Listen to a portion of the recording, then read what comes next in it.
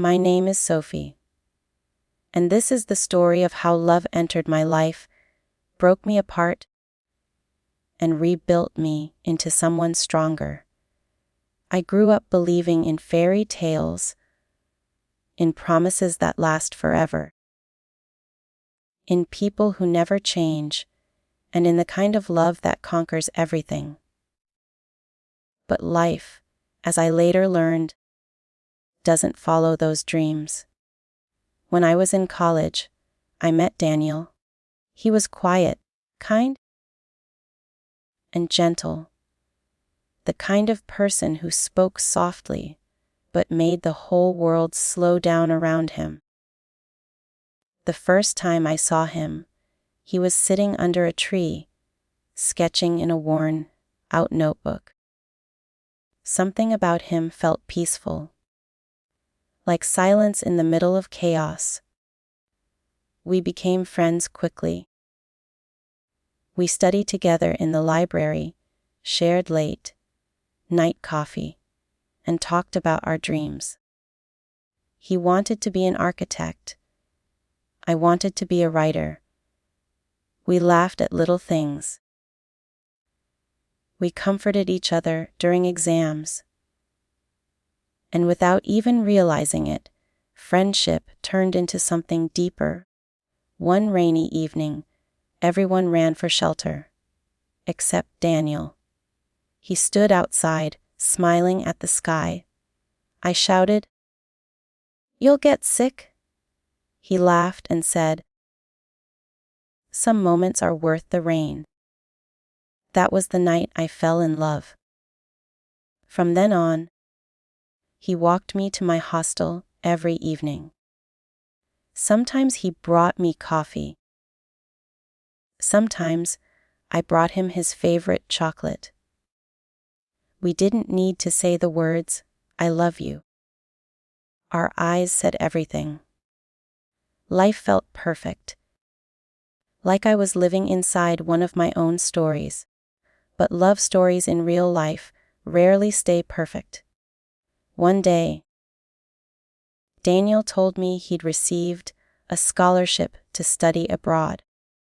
I smiled and said I was proud of him, but my heart ached.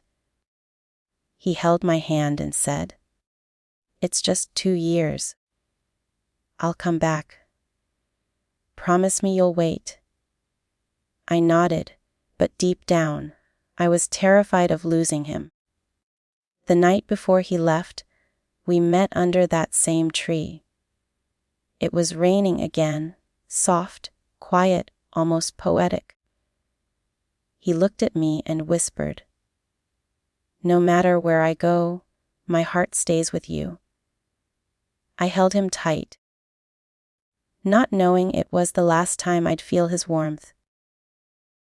After he left, things were fine. At first, we texted every day, video, called every weekend. But months passed, and the distance grew, not just in miles, but in emotions. His messages became shorter, his voice colder. I tried to understand. Maybe he was busy. Maybe he was tired. But in my heart, I knew something was fading. One night, I sent him a long message, pages of everything I felt. How I missed him. How I still reread our old chats. How I still believed in us.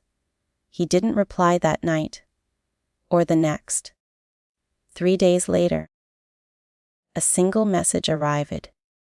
"Sophie, please don't wait for me. I've met someone else. I'm sorry." My world stopped. I didn't cry right away. I just stared at the screen, numb, frozen. The boy who once promised forever had moved on. Weeks passed. I couldn't focus. I stopped writing. Even the rain, once my favorite sound, now felt cruel. Every place reminded me of him, the park, the cafe, the library. One night, My roommate Emily said softly, "You have to let go, Sophie." Her words stung, but they were true.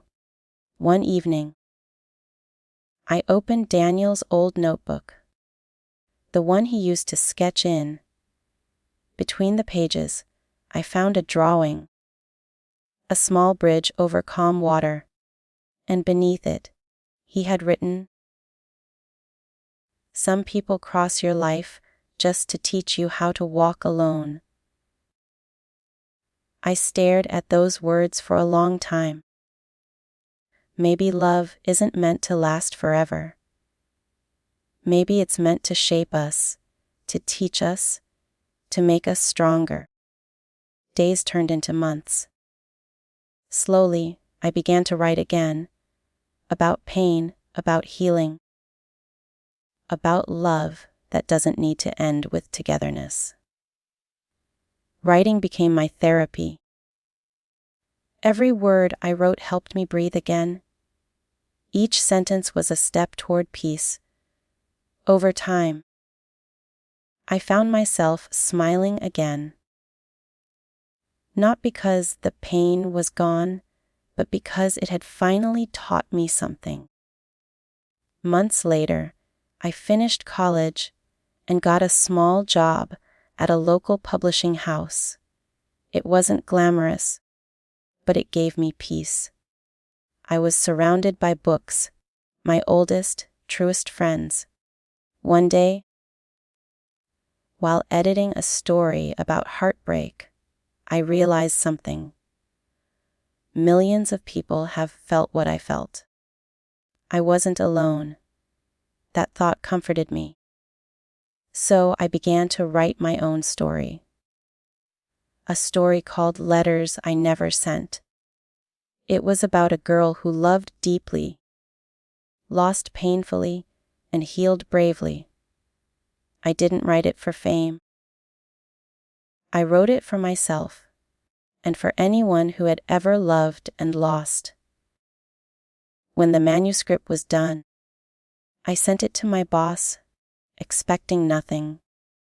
2 weeks later, she called me into her office, smiling. "Sophie," she said, "we're publishing your story. It's raw, real, and full of heart." I froze. My pain had turned into words, and my words were about to reach the world. The book became unexpectedly popular.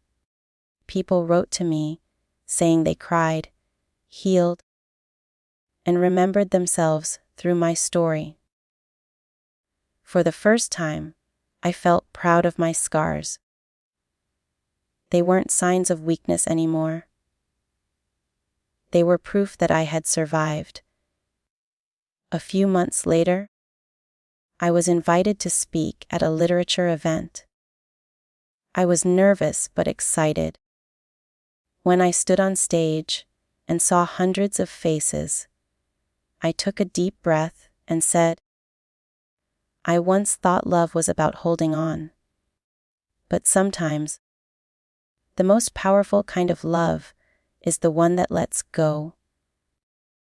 The room was silent, then filled with soft applause. After the event, while signing books, I saw a familiar face in the crowd. Daniel. He looked almost the same, just a little older, a little heavier with time. My heart skipped. But there was no anger, no pain, only calm. He approached and said, "Sophie." I smiled faintly. "Hi, Daniel." He looked down, then back at me. "I read your book," he said. "It was beautiful. You always had a way with words." "Thank you," I replied softly. It came from a place you already know. Silence hung between us, heavy but peaceful. Then he said, "I owe you an apology. I didn't leave because I stopped loving you. I left because I was scared. scared of distance, scared of not being enough. I thought letting you go would make your life easier. But I was wrong. I looked at him and said quietly, "We were young, Daniel. You taught me how to feel. But life taught me how to grow." He nodded, eyes glistening. "I'm happy for you, Sophie. You turned pain into power." I smiled. "And you taught me the most beautiful lesson. That love isn't about forever. It's about transformation." He whispered, "Goodbye," and walked away. This time, I didn't cry. I just felt grateful. Today, I still write about love. Not the perfect kind, but the real kind. The kind that makes you break, learn, and rise again. When people ask, "Do you still believe in love?" I smile and say, "Yes, I do." Because love, even when it breaks you, shapes you into who you're meant to be. Love's purpose isn't to last. It's to teach. And once it does, you never love the same way again.